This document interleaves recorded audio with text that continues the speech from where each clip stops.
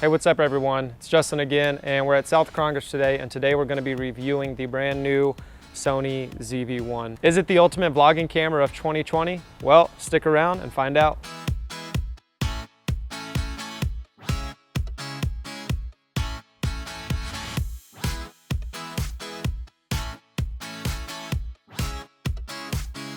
All right, so before we get into tests, of course, we're going to talk about some key specs about this camera right here. So this is a 20.1 megapixel backlit CMOS sensor. It's going to offer you a 24 to 70 millimeter 1.8 to 2.8 lens right there. So it's going to be really fast on the low end, and actually 2.8 is pretty fast on the 70 millimeter as well. Some people are already saying that this is going to be pretty in tight for vlogging.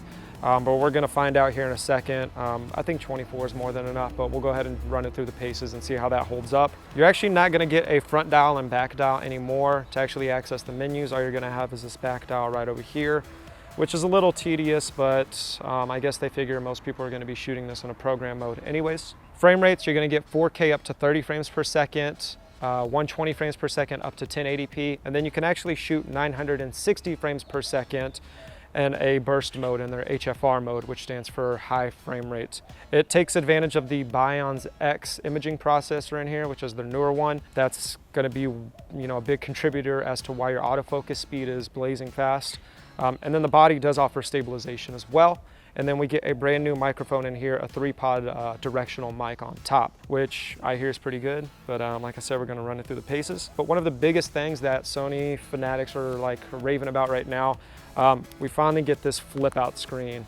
It has been years and years and years, and working in retail for camera store, every time someone comes in, they're like, oh, I need a vlogging camera, I need a nice video camera, but they want this flip out screen. So Sony's finally listened, and I hope that this is something that they're going to carry into their future products as well.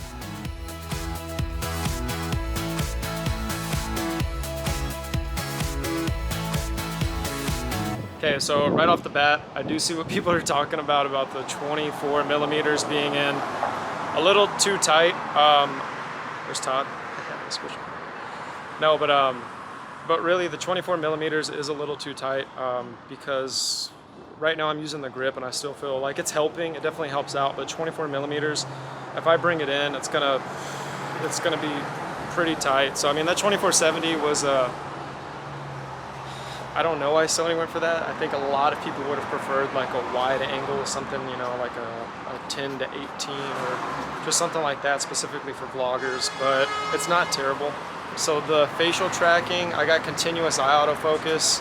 On my screen right now, I can actually see the box picking it up and tracking it, no issues. So really impressed with that, but honestly, I've been a Sony fanboy forever. I've always been impressed with their low light capability and their tracking. So that's not an issue.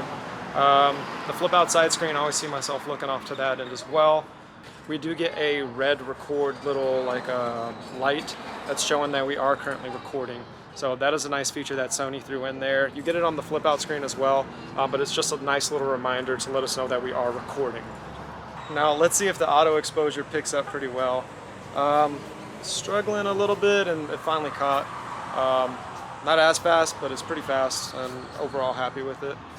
I am shooting this in a program mode right now, in the movie mode, so everything's going to be automatic. And one thing I do want to touch up on is there's not two dials. You don't get a front dial, a back dial.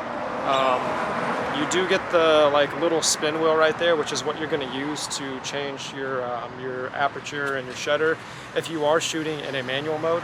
But I figure a lot of people are going to be using this as a vlogging camera, very automatic, so I just threw it in a movie mode and then program as well. All right, so we did talk about some specs earlier. Now I do want to talk about some of the features that the ZV-1 does offer. Now, one of the biggest features that it comes out with is a soft skin effect. You can do low, medium, high. I'm not a fan. I feel like a good amount of people are going to use this though. It does soften up the skin, but it keeps the sharpness around your eyes and your lips as well. So I'm actually going to test that out right now.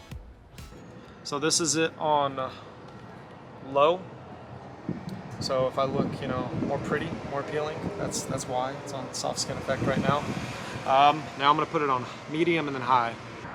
All right, so we're still recording. This is my soft skin effect on medium. Now I probably look prettier. And then now we're going to test it on high.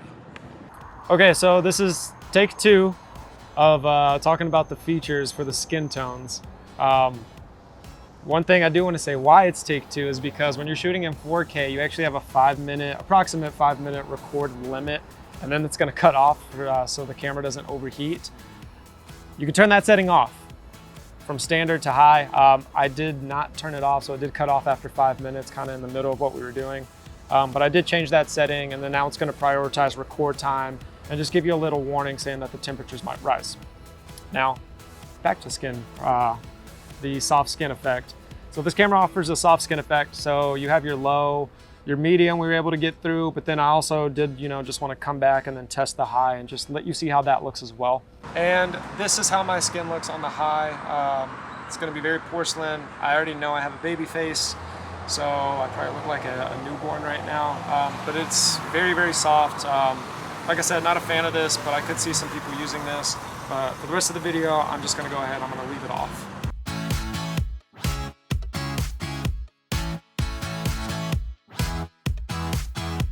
So now I'm at the I love you so much sign.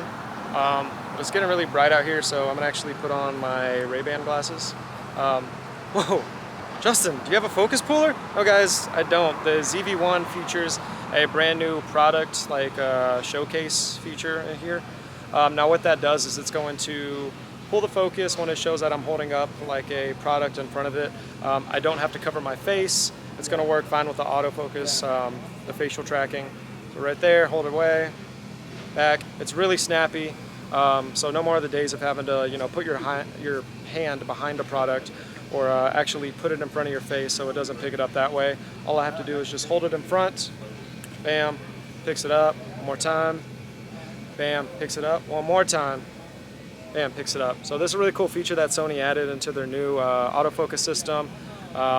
Small little feature, but I think it's something that they should keep incorporating to their future cameras as well. All right, everyone, what I want to do now is I actually want to test that windshield. So don't try this at home. But what I'm going to do is I'm hopping on one of the infamous Austin Lime scooters. You find them in all the major cities. And one thing I do want to talk about as well, this comes with it. It's a little dead cat or windscreen for your microphone. You get a little flat piece up here when the audio is, it's pretty good overall. But this thing is genius. It basically goes onto the hot shoe right here and then just covers it up perfectly. You add a little hair piece to your camera. It's real nice looking, small, compact. You don't have to worry about, adding a whole different separate microphone on top of it. And from what I hear, it's done a pretty good job.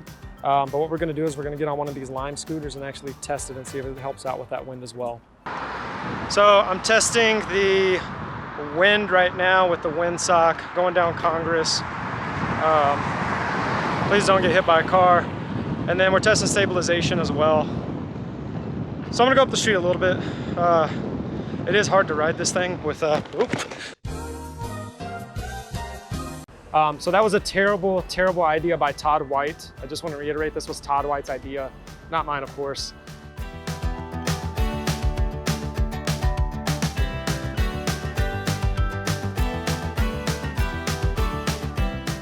Another thing that this camera does offer is going to be built-in ND filters, or an ND filter. So this is how it looks without the ND filter. Like I said, it's really, really bright out here. So I'm going to go ahead and flip it around, and then I'm going to show you how it actually looks when you put the ND filter on.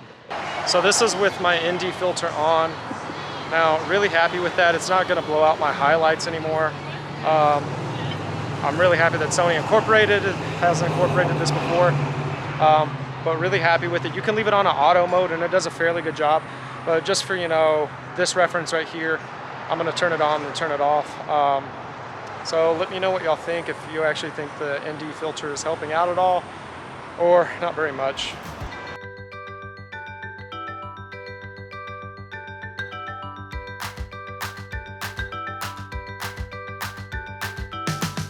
All right, so final thoughts, everyone. What I think about this one. So overall, my experience with it, I was really, really happy with the ZV-1. Tracking, phenomenal. Low light performance, phenomenal. The way I was keeping up with the exposure on my face, and even in a program mode, I wasn't even shooting full manual. I was overall really happy with. The product mode was actually really cool. I like that feature, how they enabled that. The sensor in here is, you know, just outstanding. The color science, I thought the skin tones looked great. That's always been my complaint with Sony. Although I do, you know, primarily shoot with them, I always get like a little greenish tint, I feel like, in some of my videos, which I have to correct in post, but skin tones on this, they did look really nice. Another feature I loved about this camera was the built-in ND filters. Like a sunny day today, I really felt like that did help out, so we weren't getting blown out highlights.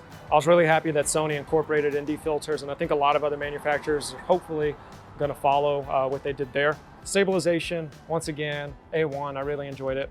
Now, one thing I did want to touch on, the overall like ergonomics and feel of this, they did add a little grip, which, you know, does help out, but I do feel like the body was, you know, a lot more cheaply made than something like your RX 100 Mark VII. Now there's obvious reasons for this. I think a big factor for that had to be the cost of it. So at the time of this video, if you want the kit with the windsock, the camera, the grip right here, and then like, let's say a small memory card, that is going to run you about $850 at the time of this video. If you're just looking for the camera and the windsock, you're looking at $750. Now, in terms of vlogging cameras, I put this right in between, at least price point, it's right in between our Canon M50 and then our Nikon Z50. If you haven't seen that video, please check it out. I will leave a little tab up there on the top to click on that. But this is a really good middle ground. I definitely think the quality of the video is up there with the Nikon Z50, but you're getting a much, much better price point than, you know, $1,100. So I think this is definitely going to change the vlogging game right now. One issue I did have was the 4K overheating. That 5-minute mark was something that I wasn't too happy with, but Sony did know that that was going to come into play, so they did add a mode to actually turn that off. Now, could I see myself buying this kit? Actually, yes. Like I said, the price point is really good for me. All the features you get, I think this thing is going to be the hottest vlogging camera this year so far, with the exception of, you know, the one downside which I saw was the focal length. But other than that, I was overall really impressed with this camera. If you're still looking to do vlogging and stills though, I would still probably opt for the Nikon. And the biggest reason for that is you're getting an APS-C size sensor and you get a front dial and a back dial. This one right here, like I said, one of my biggest issues where you're losing almost every dial except that back one. So it is a little tedious to cycle through, you know, aperture, shutter, ISO. But if you're shooting a program, no problem. And even though you have a 1-inch sensor compared to APS-C sized, I still prefer the video in this one over what I got with my Canon M50. Other than that, that's gonna wrap up this video. So make sure you like, subscribe, leave a comment. Let me know down below what your thoughts on this camera are. If you like the M50 better, Z50, or what your go-to vlogging camera setup's gonna be. Other than that, see you on the next video.